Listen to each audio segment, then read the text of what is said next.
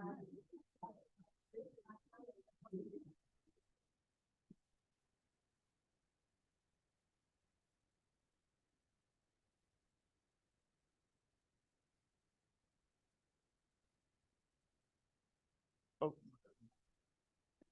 I need to talk into the mic, I've been told. There we go. Well, good morning. Welcome, welcome. It's good to see everybody come out today. Thanks for joining us online. Appreciate it. So I'm Chris Giordano, and I am involved in the support service portion of the strategic transformation plan.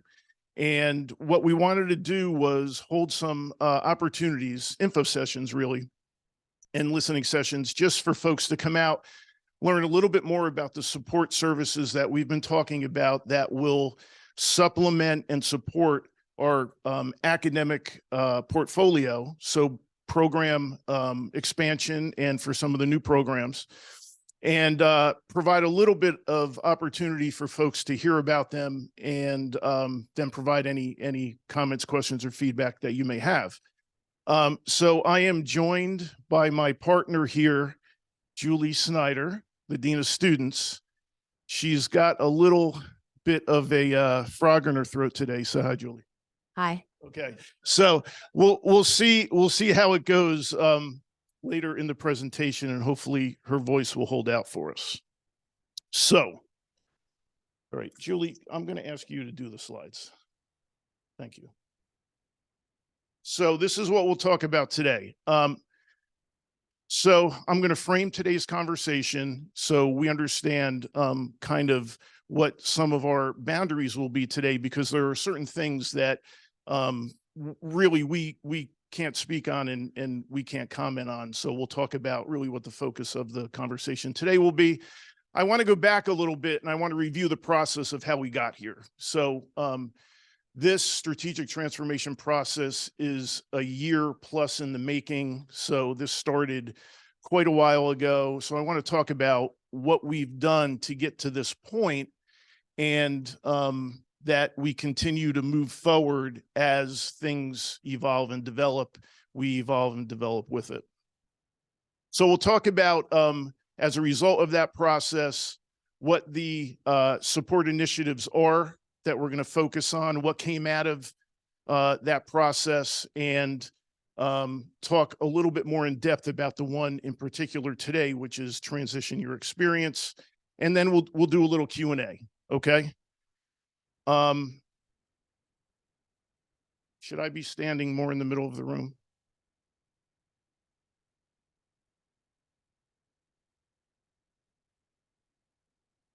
Okay.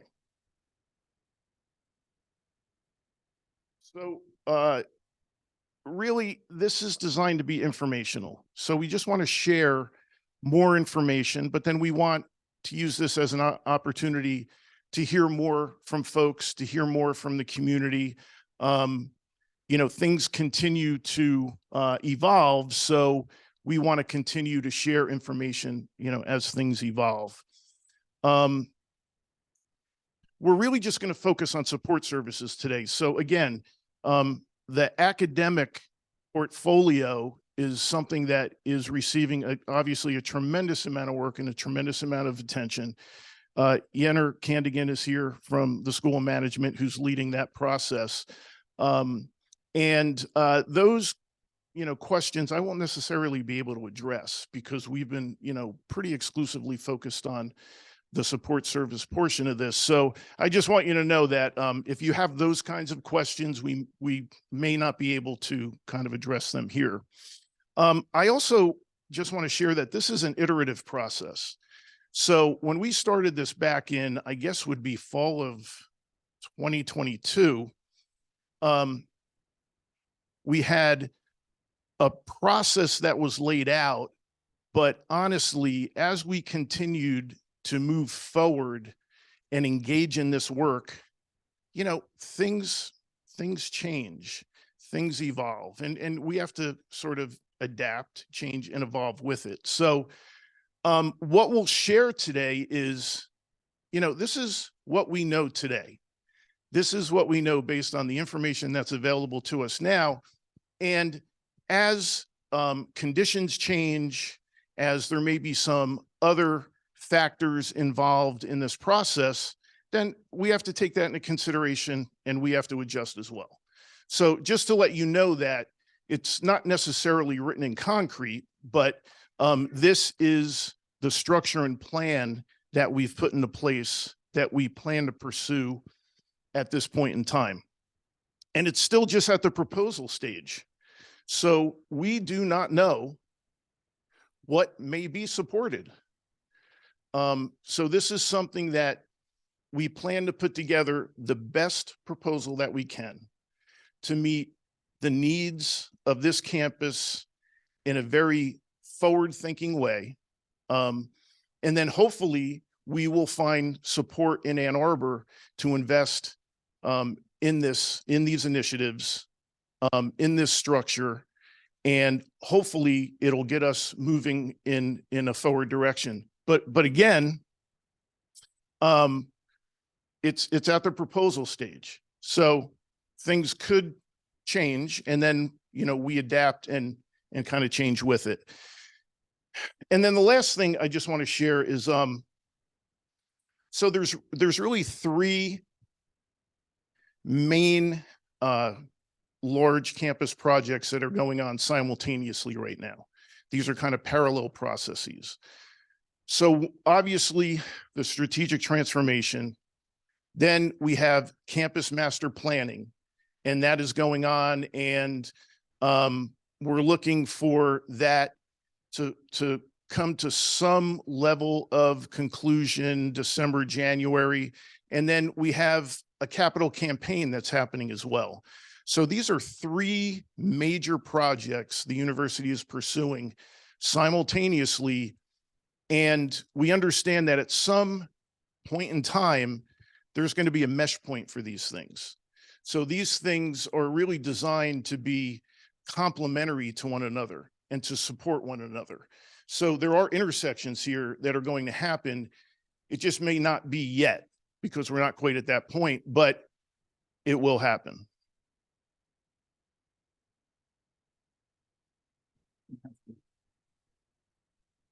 Just bear with me for a minute.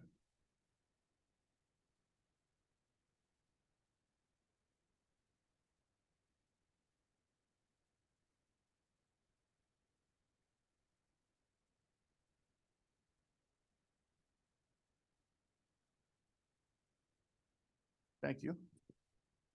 So how did we get here? When we started to talk about the support service portion of the plan, and as we talk about this more and more, it's really a singular plan with support services acting as the support infrastructure and foundation for the academic portfolio that we're developing. So what we've discussed over time is we're viewing this through an RRG lens. So everything that we do has got to have some level of impact on recruitment, retention, and graduation. And then we broke it down into some more specific areas where it needs to have an impact on student success. So it needs to enhance student success, certainly help with retention of our students, promoting student life on campus so students are having a positive experience here. They have a high level of satisfaction with the experience that they're having at the university. That it improves our operations. We can always look at our operations, our processes, our policies, and identify, how can we do this a little better?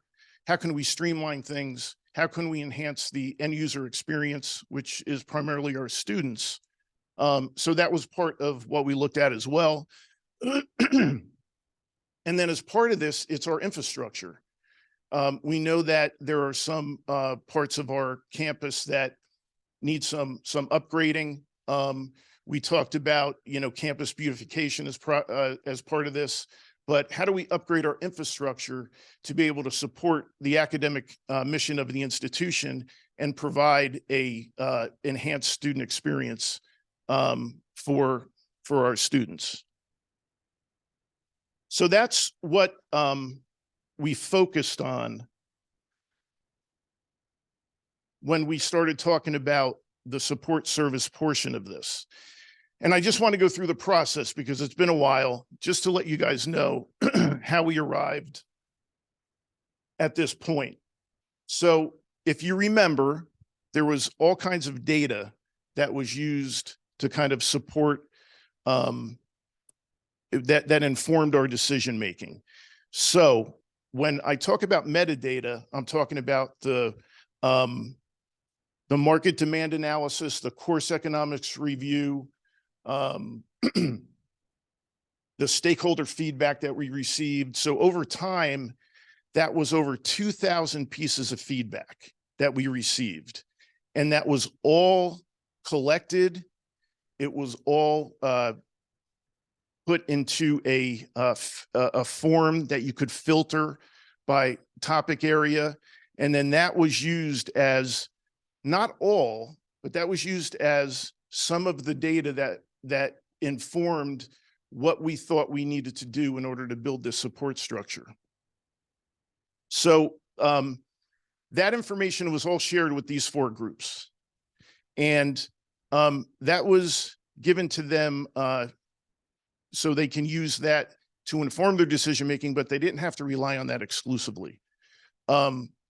Academic deans, the ITAC group, that was a collection of faculty, staff, and students, a staff working group, and then student government. So this was representative of faculty, administration, faculty, staff, students for these groups. So each group was provided with some guidelines to submit proposals. And based on the guidelines, they were each asked to submit up to 10 proposals of what they thought needed to be considered as part of what we needed to build for our support structure. So what we ended up getting was 38 proposals in total. So from the 4 groups, we got 38 proposals. And of those 38, 24 were incorporated into 10 broad project areas. So as you can imagine, there was a lot of duplication. There was a lot of commonality. There were a lot of similarities. So this yellow section here, the core team that evaluated these proposals based on an evaluation rubric and guidelines, was cabinet minus the deans. So that was cabinet minus the chancellor. That was the core team that evaluated, got down into that decision-making area. And then that's where we came up with these 10 sort of overarching theme areas or project areas for the campus. So that was then put into a report that was submitted to the chancellor. And then at that point in time, that was then shared with the regents. So we know things have changed since then. We have now an interim chancellor. We're kind of revisiting our process a little bit, but I wanted to let you know how we kind of arrived at this point as a reminder, because we did talk about this before, but it's been a little bit of time.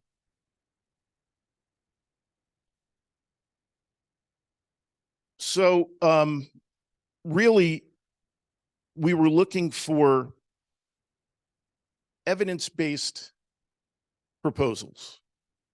We really wanted people to evaluate our needs, but then submit proposals that were solution-based, that were evidence-based, that were supported by research and literature, that were supported by best and high impact practices. So that was one of the lenses that we were looking through as we evaluated these proposals.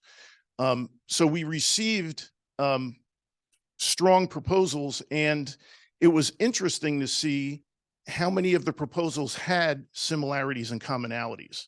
And then that allowed us to kind of bring them together and take various aspects or elements or dimensions from the different proposals, pull together the commonalities, and then create what resulted in, I think, a stronger sort of project area for us to pursue.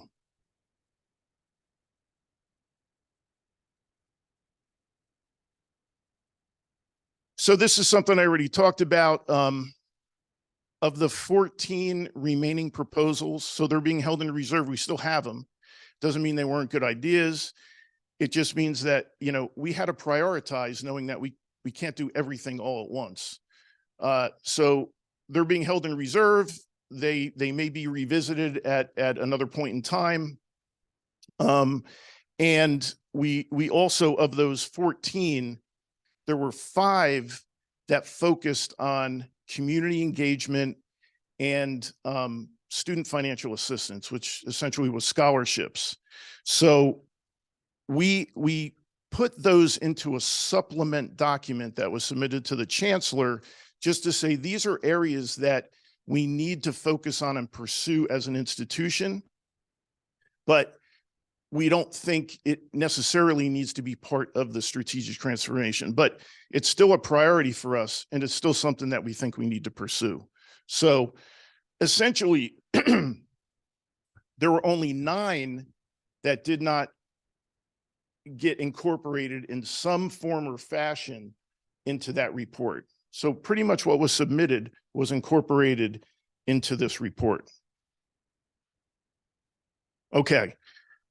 This is where we are now. So the 6 on the left, these are the 6 that we're going to talk about and present during these sessions. So today, we're going to talk about transition year experience.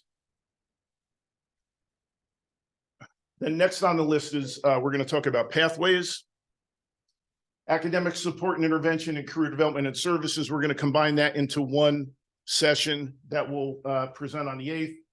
International student recruitment and support on the 13th. And then student health and wellness will be on the 15th. So these 6 areas represent sort of the foundational underpinning of what we are recommending as part of our support services. Now, that's 6 of the 10. I said there were 10 project areas. These are the other 4 of these high-level project areas. Campus master planning was #1 on the list because that was so important to everything that we did. And there are so many infrastructure and space implications for what we need to do as an institution as we move forward with our strategic transformation. That's happening. So we already have a planning group that's involved in moving that forward. So we could, you know, put that off to the side because the university is pursuing that. Strategic communications and marketing, another big one, high priority, top of the list. So this is something that the university is already currently investing in, but it's also embedded, program level marketing is already embedded into the academic plans, and higher level brand marketing is something that is being supported and pursued kind of at an institutional level as well. So these are baked in to this transformation plan, but it's also something that is being pursued in a little different way. The third one, online teaching and infrastructure support. So as we continue to evolve as an institution, as the higher education landscape continues to evolve in the wake of the pandemic, we need to continue to invest in our online infrastructure, our technology, our pedagogy and teaching practices, and make sure that we're providing a compelling product in an online environment, and ensure that we're creating community for our students, especially for the ones that are taking courses and programs exclusively online. So this is an area that needs continued focus and development, and that's part of this as well. But again, that's kind of an area that's being pursued on its own, not part of the 6 that I'm going to talk about a little bit more as part of this sort of foundational underpinning. And then the last one that came up was deep virtual expansion. Again, this is something that's under consideration. I don't know if this is something that will be pursued at this time or not, but that rounds out the 10. All right, Julie. So this is a kind of a modified Gantt chart that is a visual representation of what we're trying to build and accomplish through this support structure. So what this represents is the student life cycle, and it goes from pre-enrollment through to graduation. So for the purposes of today and for this presentation, we base this on an undergraduate 4-year model. We know that the student experience is not linear like that, but for our purposes, this is what we used. So we wanted to show how each one of these supports complements and sort of builds on and interfaces with the other. So we know for all of our students, student health and wellness is foundational to student success. We have to continue to focus and invest and build our health and wellness support structure for all of our students, and that impacts all of our students. Our Pathways program is really designed to bring in students who are, the terminology is academically and economically disadvantaged. But essentially for some of our students that we're bringing in, they need some additional supports. They have some different needs than the general student population. So we need to build that in as we also look to continue to increase enrollment from Flint-based or Flint area schools, which is one of our goals, to increase students enrolled at UM-Flint. So that will primarily have an impact, pre-enrollment through year 1. These will all have impacts all throughout the student life cycle. But what this is designed to do is show that we're creating a progressive pathway of intervention and support for our students to give them the best chance at being successful and succeeding through to graduation. So, Pathways is designed for a specific population of students, as is many of these are designed for specific populations of students. International student recruitment and support. We've had a lot of conversations around this. This is also a population of students that have some very specific needs. And it's one thing just to recruit international students and get them here, but then to really support them in the way that they need to be supported in to enable them to be successful and be retained, that's a whole other system of supports that we need to have in place. Transition year experience that we'll talk about today. This is really the way that we onboard our students. It's so important that we onboard our FIDIAC students in a certain way, we onboard our transfer students in a certain way, and we onboard our online students, and we continue to pay more focused attention on the experience of our online students as that population continues to grow.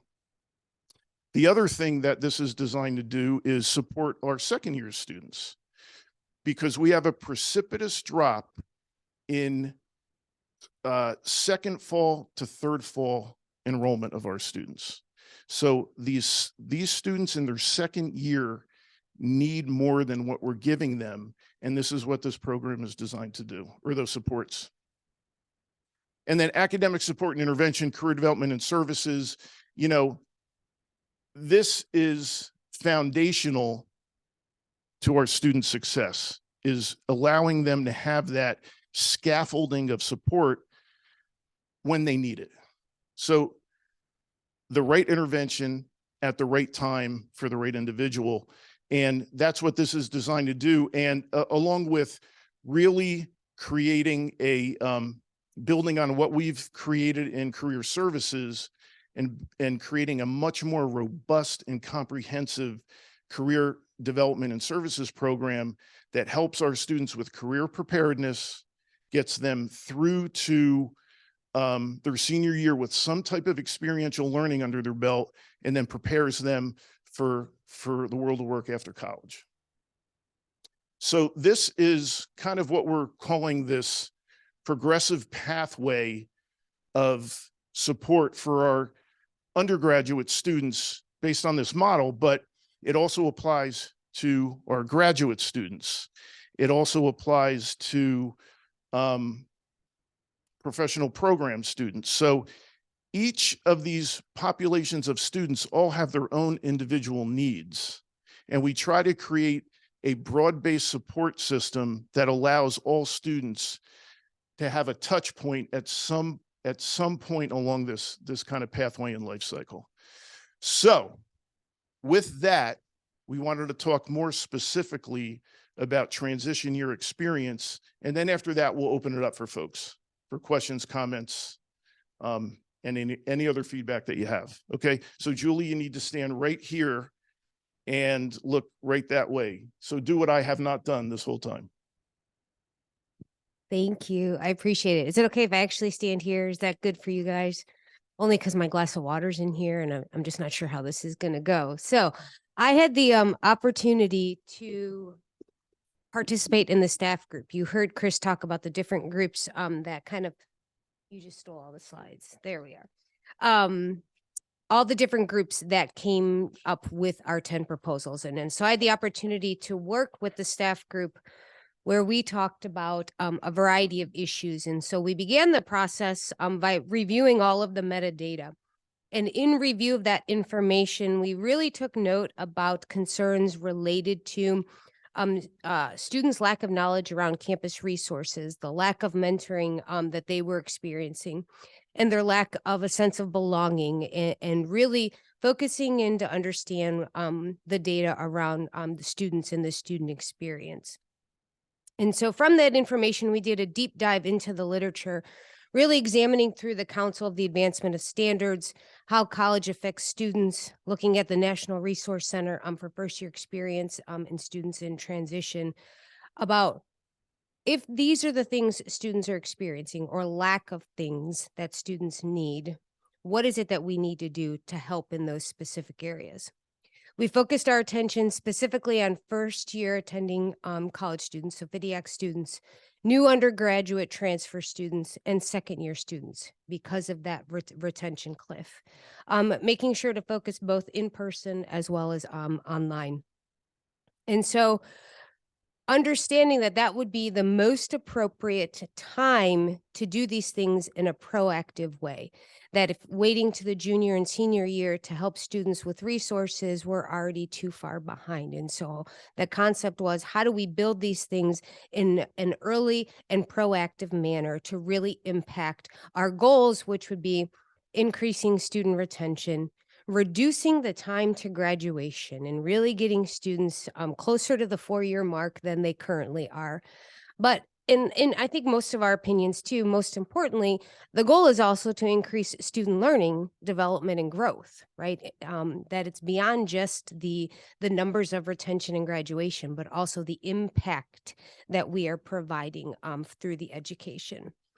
And so what do we really mean by increasing learning, development, and growth? How many people here hope that our students graduate with an improved critical and analytical thinking skills? And how many hope they graduate with increased problem-solving skills, or positive perception of themselves as a self-learner, or an improved sense of belonging, right? That's what we're out for. And these are the outcomes that the research states very clearly, that by creating a centralized, comprehensive, cross-functional transition process, these are the outcomes that you will see. And I'm not going to read them all. Hopefully they can see them on the slide online. But these are the things that matter to us in the classroom and out of the classroom about why we do what we do. Anything from how we help students learn and increase their capacity and their skill to learn, as well as then how they interact in society. These are the outcomes. And so the idea that we proposed was to create this cross-functional onboarding and transitioning process with the research. And if you'll note in the yellow box, these research outcomes are even more impactful for first-generation students, students from economically disadvantaged backgrounds, and students from minoritized populations, which I think are indicative of our demographics here at UM-Flint, that these things are important. And so how do we go about doing this? So this graphic is a very simple representation, very simple, of some of the best and high impact practices found in the literature. This is not an exhaustive list, but a demonstration of how these factors overlap and the importance of their continuation through 3 specific stages: onboarding, the first year, and the sophomore year. And onboarding begins from the point of acceptance. Once a student has been accepted by admissions, our process of transition begins. And that's the key aspect here. And so currently you could visualize this graphic with all the yellow bubbles all over this slide. And that's what our committee talked about is some of the problem is it's all, some of these things are happening, but they're happening in vacuums or in silos. And how do we bring the bubbles together, identify common overlaps, and begin to build in areas where we don't have proper best practices and high impact practices to collectively then provide the support throughout the transition for students.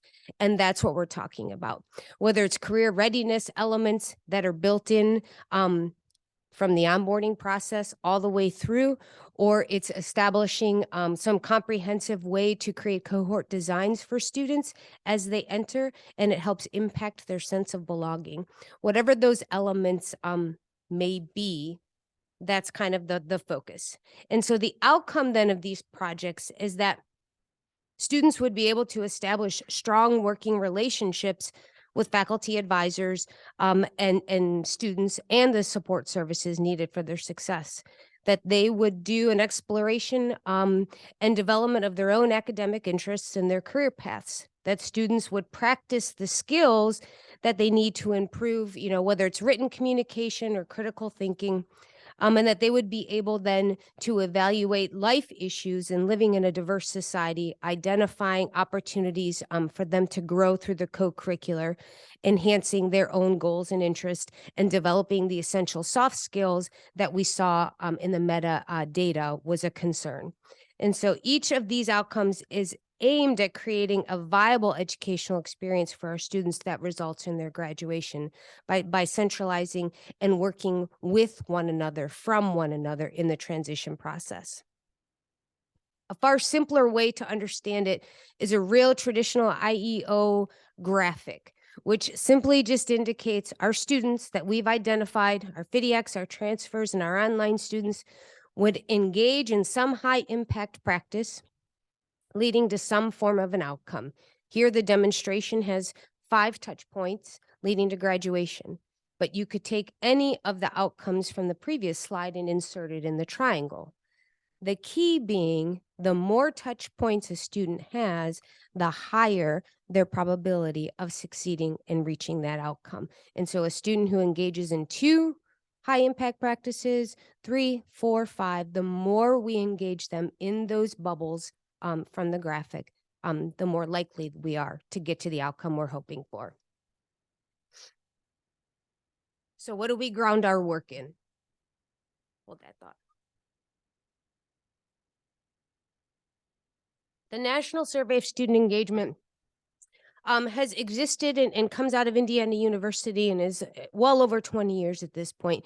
And they've been tracking engagement indicators and high impact practices as a method towards student learning, success, retention, and graduation. And so we'd be looking at how do we bring bubbles together and really focus on higher order learning and the reflective learning components and the opportunity for students to make meaning through their learning, through collaborative learning and learning with their peers and engaging in opportunities with peer development, experiences and mentoring from faculty, which we know are critical at UM-Flint, critical to student success, and then the campus environment and how they're engaged outside of the classroom, but also how they feel on campus, and their sense of belonging and connection to the institution. NESE identifies and tracks these 6 high impact practices, but we know there are more out there for students in transition, but specifically these have true, genuine, evidence-based outcomes for students, the opportunity to engage in service learning, participating in a learning community. And I want to be clear that that does not just mean a residential learning community. Learning communities can be created for commuter campuses. The opportunity to engage in undergraduate research, internships, and field experience, study abroad, and then a senior capstone. And so we would ground our best practices and benchmark against the literature and the data and the outcomes that come out annually from NESE by participating in the study. And so for those of you that don't know, NESE is administered to first-year students and to seniors. And what that allows you to do is to demonstrate the change and their growth, development, and learning over that period of time based on the interventions we would be putting into place. And the last piece then is never to stray too far from the experts.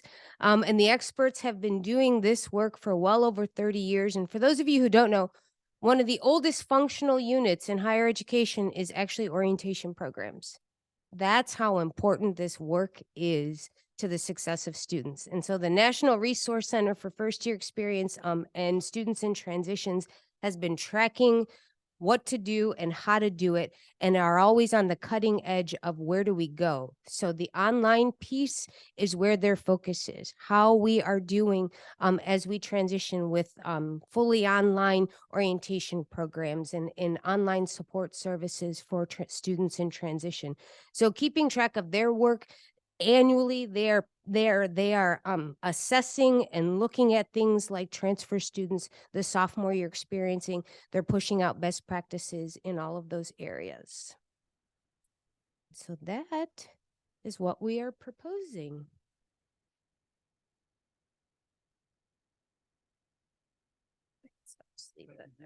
So now is your time to ask any questions you guys might have. If you have any comments, anything online, take it away.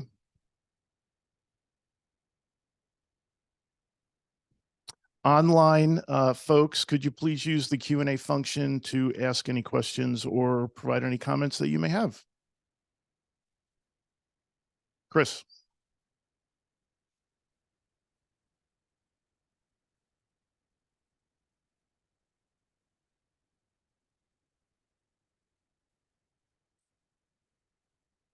Mm-hmm.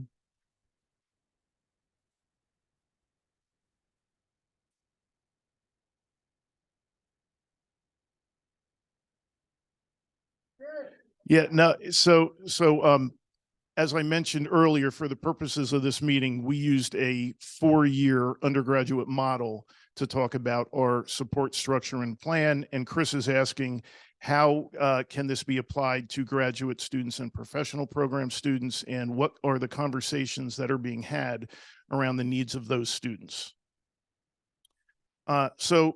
Essentially, we know that one of the greatest needs for our graduate students is around health and wellness. And we provide currently, many services to support students' health and well-being on this campus. In particular, in our CAPS office, we serve a large portion of graduate and professional program students. So that's one area that we know will continue to grow and evolve to meet the continuing and emerging needs of our graduate student population and our professional program students. Our professional program students, many of these programs are very high stakes programs, a lot of pressure in these programs. So the amount of support that students need is greater in some areas, than it is in others. Another area is around career development and employment services, quite honestly. And that's an area that we know that we're focused on and we're working toward, but we know it needs many more resources in order to build the robust, comprehensive services that are needed to support all of our students. So graduate students, I think, fall firmly into that category for sure. And what we're hoping to do is provide both career preparation and preparedness for students, but also provide them with opportunities to get experiences beyond programs that have sort of clinicals already built into the curriculum. So we want to be able to provide that for our students, and then also have a much more robust first destination survey so we understand what are they doing when they're leaving here, and get a sense of the employability of our students. The last thing I'll say is many of our graduate programs are cohort based, and we will work directly with those program directors, with the deans, with you, to determine what are some of these specific needs for specific students in specific programs, and we will try to individualize these services as best we can.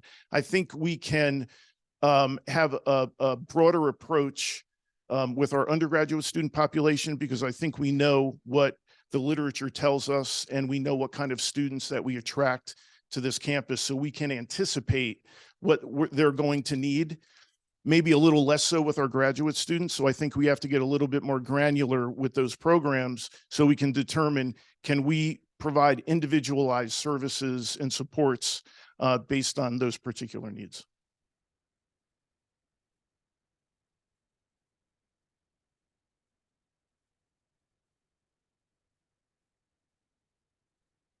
Thanks. Jacob Blumner asks, why does academic support and intervention only go through year 3 of the life cycle on the Gantt chart? Thank you, Jacob. So it really doesn't.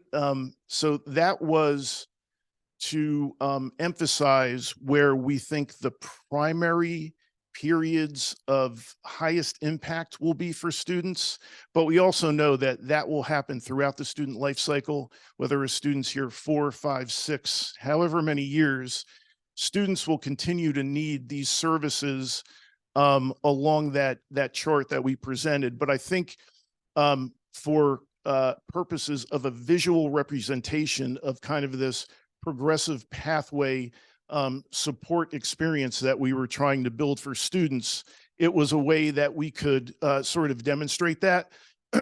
But Jacob, to your point, it's throughout the student experience for sure.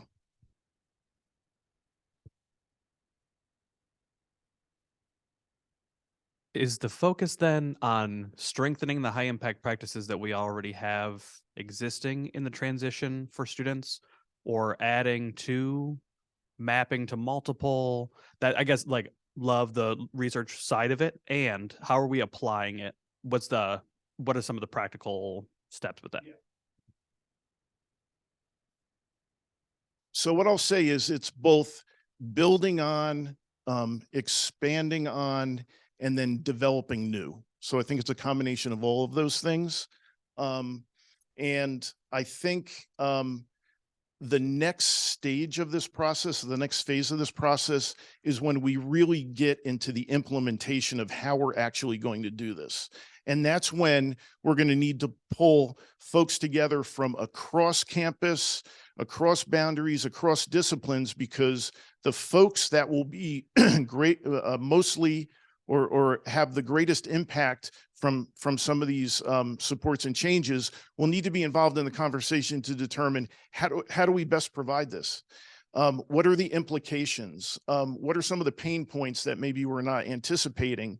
And then we need to come up with what is the implementation plan. So that's when we'll get really granular with this and really determine not only how are we going to approach it based on the function, but what makes sense on this campus.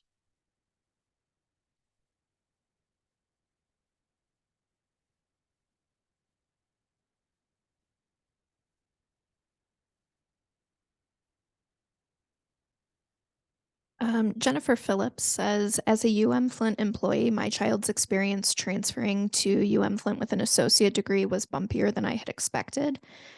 She shares an experience about orientation feeling more geared toward FIDIAC students and registration being toward Gen Ed that had already been completed. So she says, my concern is how this experience would read to a transferring student who doesn't have UM-Flint campus loyalty. Can we offer transfer student orientation for these students geared toward year 2 and year 3 versus year 1 to ensure they're being registered into the appropriate classes from the start? That is a great question. And that speaks directly to what we're trying to accomplish with this particular initiative. I'll let Julie speak to this. I think the example is exactly what we're trying to solve in this process. And so being able to identify from the point of admission for transfer students, what is their background and what is their history? So do we have a student coming in after 1 year? Are they coming from community college? Are they transferring from another 4-year institution where they've already been onboarded? And then based on those factors, what is it that those students need and how do we then address that directly? So the answer is yes, that is the goal, is to solve that problem.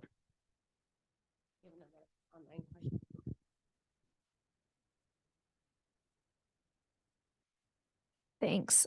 Sarah Rosen asks, can you describe what types of first year or gateway courses are the best to offer based on the research? Thanks. What types of first year or gateway courses are the best to offer based on the research? Yeah. So this is probably the point in the literature, if you jump on the website, that is the most broad. And there are fundamental components, and each campus takes those fundamental components and applies them differently. And what is fundamental is making sure that in those courses, students have exposure to all of campus and they understand how to navigate and negotiate all of campus. And so I'm going to give you an example of a benefit from one of these courses. This week, I met with a student in her 3rd year, first generation student, and she's upset she's not going to graduate in 4 years. And I look at her course sequencing and she's registered for 12 credits every semester. Logan heard this story already. And I said to her, well, you've only been taking 12 credits. And she said, well, that's what I was told to do. 12 credits. And I said, okay. I said, but we need 121 to graduate. And she's like, well, I'm a first generation student. How would I know that? And so the point is that the common piece, the most important piece in these courses is to explain those things to help a student move towards graduation, to help them be better advocates for themselves when they are being advised, when they are picking courses, to find out that there's a writing center before their senior year, or some of the other things that we continually hear from our students. Exposure to all of campus. That's at the core of it. The other thing that I'll add to Julie's response is this campus has identified what our gateway courses are. And one of the things that we're going to talk about when we talk about our academic intervention plan is progress to degree. And the gateway courses in many ways, many times are creating barriers to progress to degree. So that's part of what we'll be talking about a little bit more when we provide additional information about academic supports and moving students through some of these gateway courses that are currently creating some barriers for them.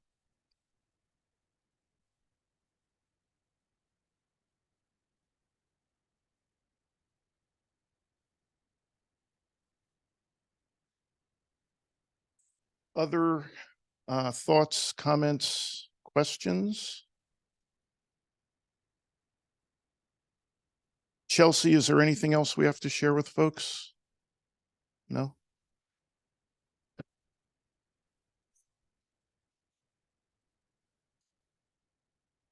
So the slides and the video will be posted to the transformation website. So if you'd like to go back and revisit, they will be posted. This is one of 5 sessions that we'll be offering. So I believe the next one is Monday. I know it's next week. And we'll dive deeper into another functional area of this sort of support plan. So if you're free, we'd love to see you, but if not, you could join us online or view it afterward. Yes, there have to be more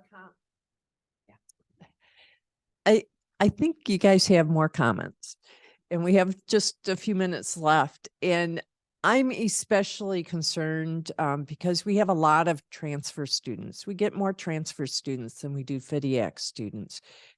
And so I want to know, how can we better onboard those transfer students? It's a question for you guys to answer.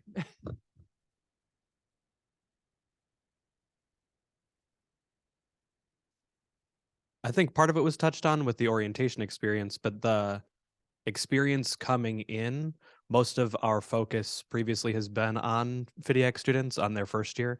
And so as we've had conversations, even in changing up how we are doing our Maize and Blue Days programming, those welcome programs, doing a winter Maize and Blue Days and really focusing it on transfer students is something we started last year, but continues to need to build.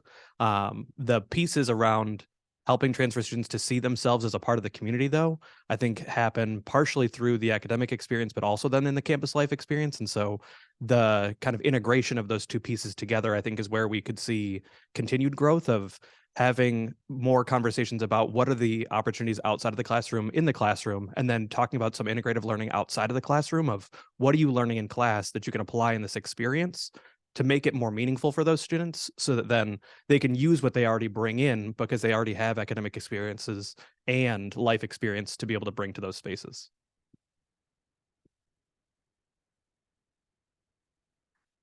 Yeah, I think a piece of this too is considerations about staffing and considerations about like how much our, for example, I'm in DSA, student life staff are already doing. I don't know a single DSA staffer who's not like full out running all day, every day. And so how can we more robustly staff and support those services to run better, more efficiently, to better serve students? Because I think that's a big part of where some of the challenges come in also. Thank you both. Building off of what Hillary noted, I think the overlap with the Student Success Center's support team, having previously been in DSA, like I think sometimes folks forget that they're not, but the work that orientation does with a single full-time staff member dedicated to that is phenomenal and may not be realistic if we're going to be able to build things up. And so thinking about some of the support services that would be needed outside of just the Division of Student Affairs that are also tangentially like thought of, but sometimes are just as core, I think is an important piece to be able to consider. Your turn. No. From an enrollment management perspective, one of the things that I think we really need to make sure about too is that for our transfer students, that we have really strong relationships with the two-year partners that we have across the state, and that there are guides that are available that have been updated, and we have continual conversations. We do that, and undergraduate admissions does a great job, but things change over time.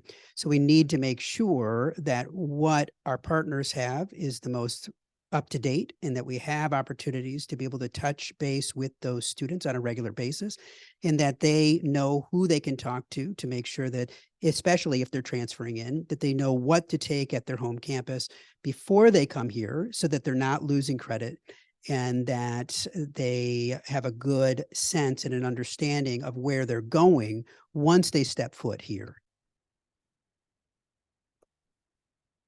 I think something that I've seen at multiple campuses now is that I think we struggle internally to know what to offer students as far as classes, curricula, things like that. And I noticed that we have so many changes and revisions to our curriculum here that we have to realize that those students are planning to come here 2 years from now. And when the target is constantly 1 year, 5 years, whatever, but the target is constantly moving for these students. And so they meet with their advisors, they make their plans. We even produce plans for them and say, take these classes and you'll be fine. And then they show up and we say, oh yeah, but we changed our curriculum again. And so I think it's realizing that we need to like let it go and figure out, is this working? Give us some time to prove that the programs work or they don't work before we constantly make revisions on a regular basis to make it difficult for students to hit that moving target. Thank you.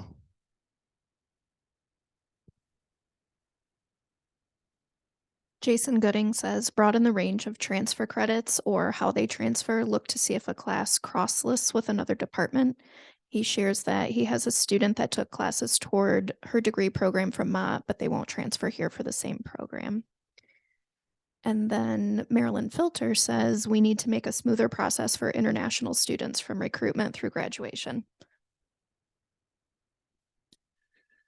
Yes, so thank you for both of those comments.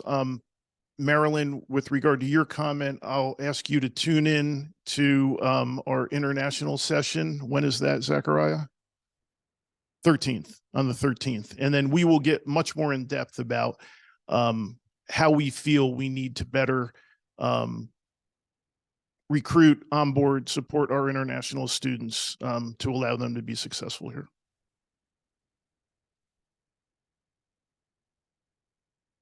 Anything else?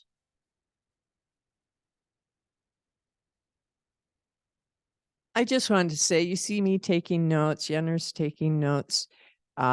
We have notes, we're recording these so we can get notes. So we really will be looking at all the comments, and we encourage you to attend other sessions and also make comments because we really sincerely want to look at this input so we can make a better plan.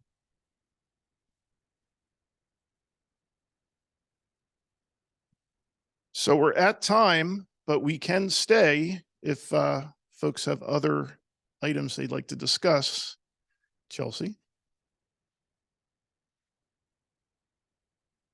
Lori Vetter says, a lot of what you discussed today currently falls to our advisors and success coaches. We have heard the struggles they are facing with students and balancing all of these areas they must advise on. The weight of what you are proposing needs to be shared beyond advisors and Student Success Center. It also needs to be part of engaged teaching and learning. Thank you, Lori. Certainly agree. If this is going to be successful, this needs to be an all hands on deck, campus-wide collaboration and effort. Absolutely. And I think based on the process, what's a little difficult to do is to get too granular and to go down the rabbit hole yet, because we're really still not quite sure what will be supported. So what I can say is these meetings, these discussions, these conversations will absolutely occur with the appropriate people. It's just that I don't think we're quite there yet.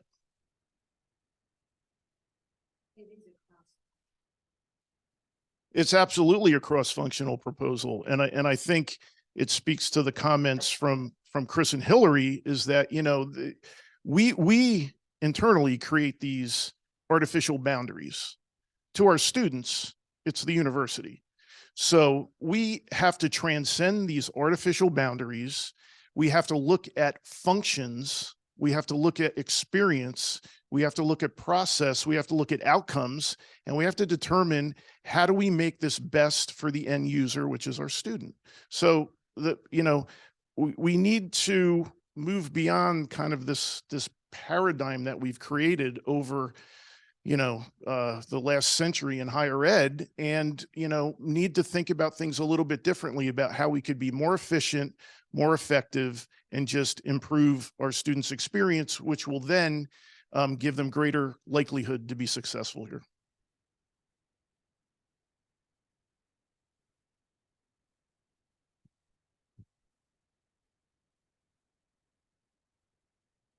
This comment from Jason Gooding sort of goes along with that. I think to help students more, we need to break down the silos on campus between departments. There are a lot of faculty and staff on campus that don't know of resources from other departments or areas. Yeah, Jason, what I would say is that that's certainly an ongoing challenge. It's a moving target. How to best communicate with students, what information to provide, being able to share resources in an effective way. And I think that's partially what this transition year experience is designed to do, is to get students much more integrated into the campus experience and get them exposed to all these different resource areas and all these different supports that are available to them that they will just not be aware of.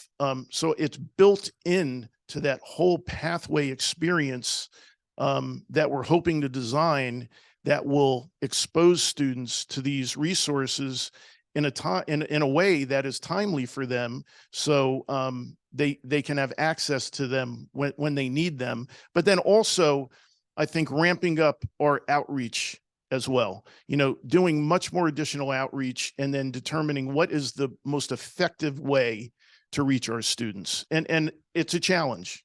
It is a challenge. It's a moving target, but we continue to think creatively about how we can best reach our students in the most effective ways.